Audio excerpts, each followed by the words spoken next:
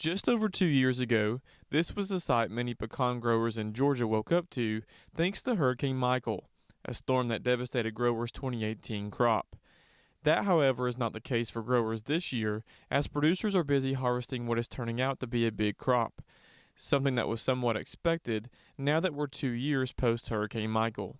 When you have a large weather event like that come through, it obviously hurts the crop for that year, but the destruction that it put over the state, we lost a lot of fruiting branches, and so we didn't have a big crop last year.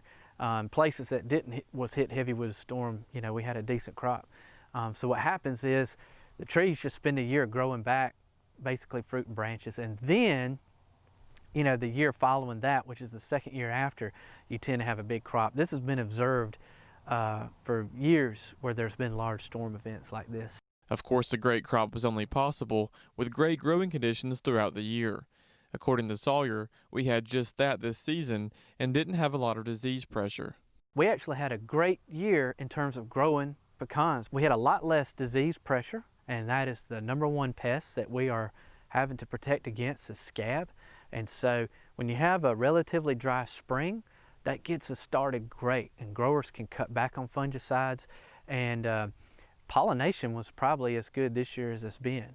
We've had such great weather this year, the crop ended up being ahead of schedule. Because of the good growing season, our crop was between 10 days and 2 weeks early this whole year. Where I'm standing in middle southeast Georgia, we were easily 10 days early right here. So what that means, that was good for growers in that we didn't have to go through September, where it tends to get really dry, to have to continue irrigating and filling out that crop. Remember, September of 2019, we were almost completely dry and 100 degrees temperature for almost a whole month.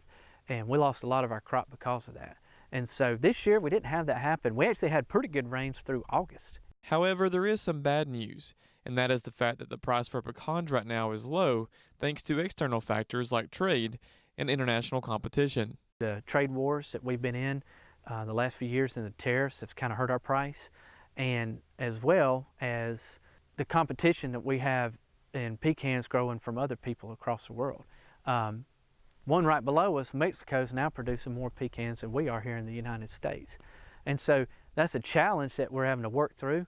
Not to mention the fact that China hasn't been buying pecans this year. Their new year is later this year. It'll be about like in February for us. So, they could go a whole nother month just about before they start buying pecans to get ready for that. Where last year it was earlier, and that helps set the price as well. Reporting in Montgomery County for the Farm Monitor, I'm John Holcomb.